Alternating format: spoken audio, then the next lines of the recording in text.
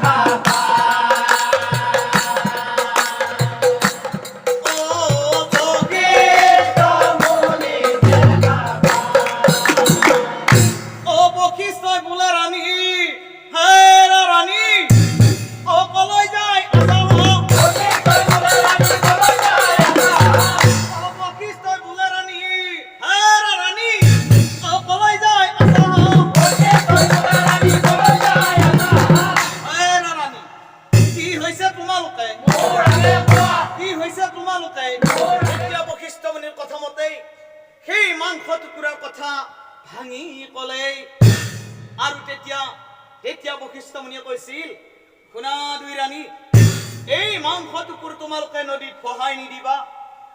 এই মাংস টুকুৰ এই কলপাতখনতেই নদীৰ পাৰত থৈ আহিবা, আৰু মই ধ্যান কৰি দেখিম এই মাংস টুকুৰাৰ পৰা কি হয়। এই কথা মই তোমালোকৰ আগত অৱগত কৰিম।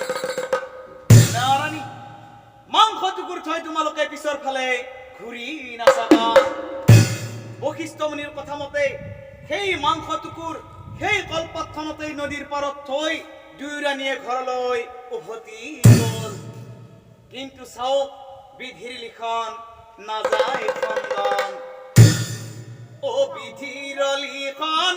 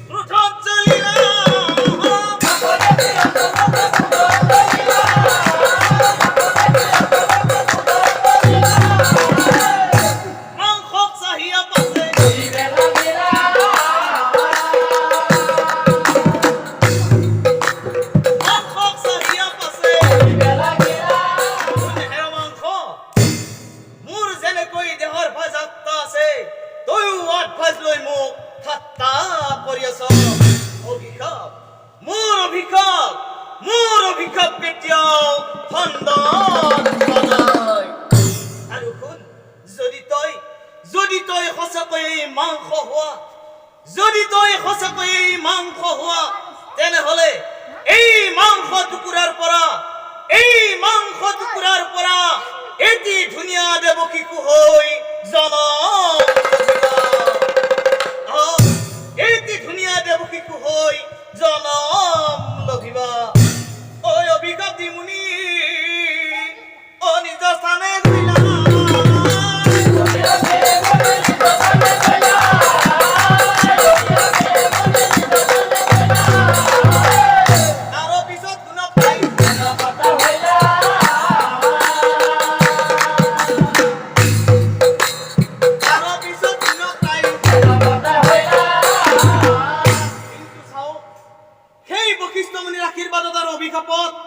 সেই মাংস টুকুৰাৰ পৰা এটি ধুনীয়া দেৱকীকো হৈ সেই কলপাতখনতেই উহা উহাকৈ কান্দি আছে।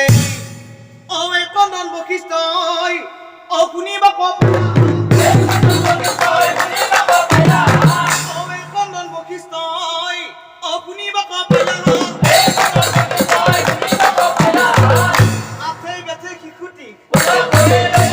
আছে বেঠে শিশুটি নাই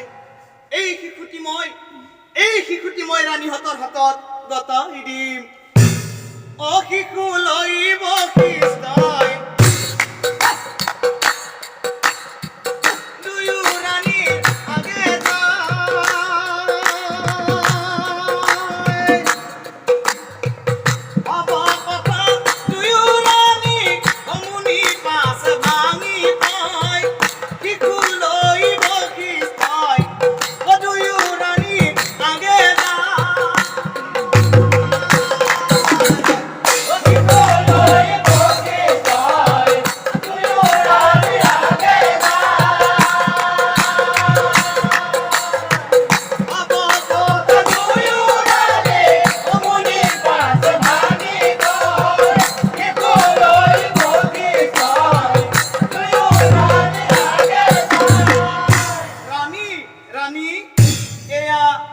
তোমালোকৰ শিশু কি কলে মুনিবৰ?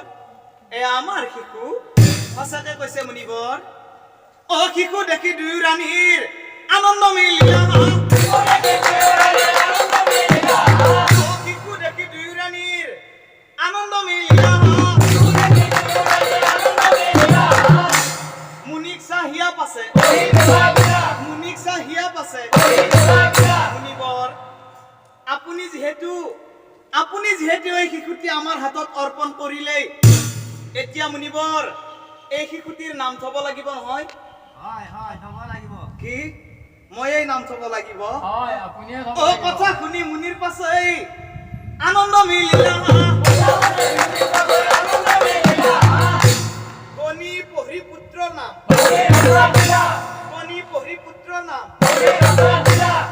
শ্ৰদ্ধা ৰাইজ আৰু দুই ৰাণী, এই শিশুটিৰ নাম মই কি ৰাখিলো জানে? এই শিশুটিৰ নাম ৰাখিলো মই ভগীৰথ। কিয় ভগীৰথ ৰাখিলো জানে ৰাইজ? এই শিশুটিক ঘৰুৱা ভাষাত কবলৈ হলে ভাগেৰা কাৰণে এই শিশুটিৰ নাম ৰাখিলো মই ভগীৰথ। কেনেকৈ ভাগেৰা হল কব লাগিব নহয় ৰাইজ? ব্ৰহ্মাৰ প্ৰসাদ খাই ৰাণীৰ গৰ্ভত বশিষ্ঠ মুনিৰ আশীৰ্বাদত আৰু অষ্টবক্ৰ মুনিৰ অভিশাপত এই শিশুটি জন্ম লৈছে। সেইকাৰণে এই শিশুটিৰ নাম ৰাখিলো মই ভগীৰথ। আৰু তেতিয়া সমাজৰ মাজৰ পৰা এজনে মাত লগাইছিল, হেৰি মুনিবৰ, আপুনি অকাই পকাই বহু কথাই কলে, কিন্তু মুনিবৰ এই শিশুটিৰ আচল পিতৃৰ কথা কিয় কোৱা নাই মুনিবৰ? এই শিশুটিৰ আচল পিতৃৰ কথা কব লাগিব নহয়? অ মুনি বহু কথা খুলি কলা। মুনিবৰ অ পিতৃৰ কথা নকলা, যাৰ সন্তান বুলি কব লাজ কিয় কৰিলা?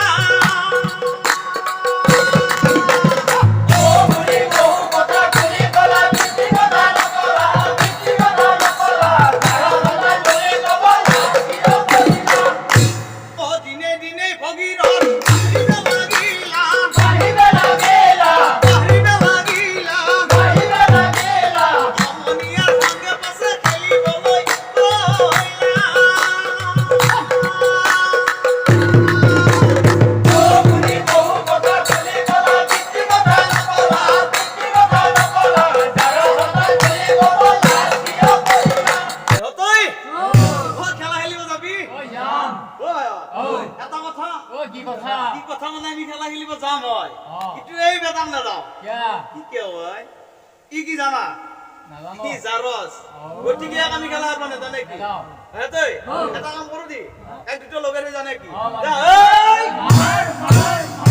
ওই পিছে পিছে আহি নেকি যদি বেছি করো না আমি ও কমনিয়ার সঙ্গে পাশে খেলিবলৈ যাই খেলিবলৈ যাই সারা তুলি ভগীৰথৰ সকলোৱে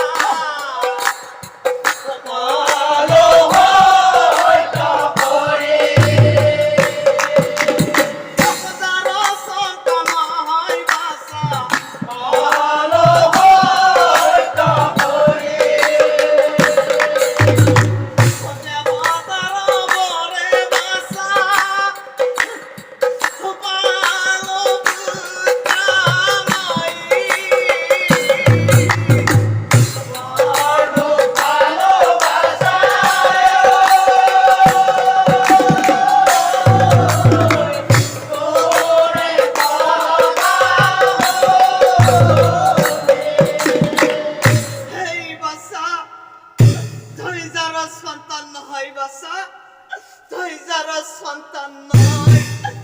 কি কলা মা? মই যাৰ সন্তান নহয়? সঁচাকে কৈছে মা, মই যাৰ সন্তান নহয়? ঐ তহঁতে জাৰজ জাৰজ বুলি কৈ মোক গালি পাৰিছিলি, মাৰিছিলি আৰু খেলা খেলিবলৈ দিয়া নাছিলি নহয়।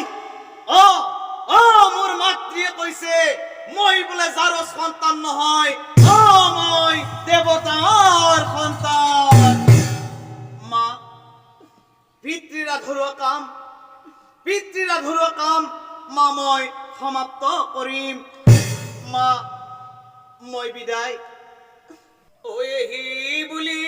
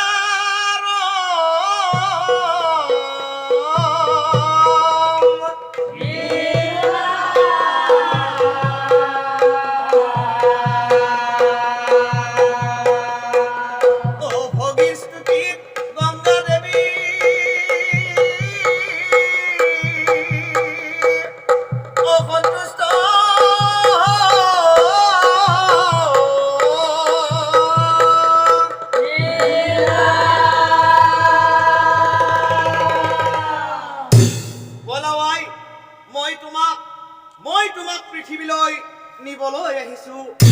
কাৰণ কিয় জানা? তোমাক নিবলৈ আহি মোৰ পিতৃ দেৱতা ইয়াতেই মৰি থাকিল।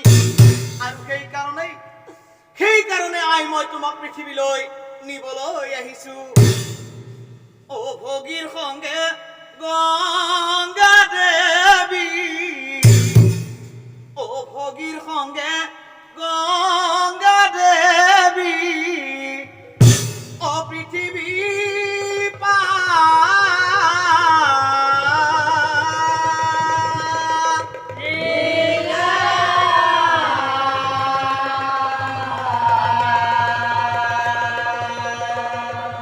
তাকো দেখি দেৱজনে অজয়ধ্বনি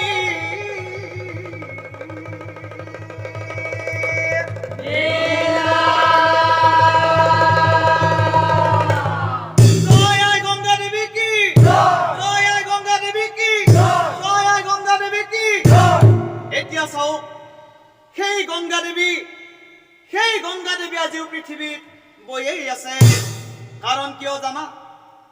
ভগীৰথে লৈ আহিছিল পৃথিৱীলৈ। সেইকাৰণেই ভগীৰথী গংগা নাম লৈ আজিও পৃথিৱীত বৈয়েই আছে আৰু সদায় বৈয়েই থাকিব।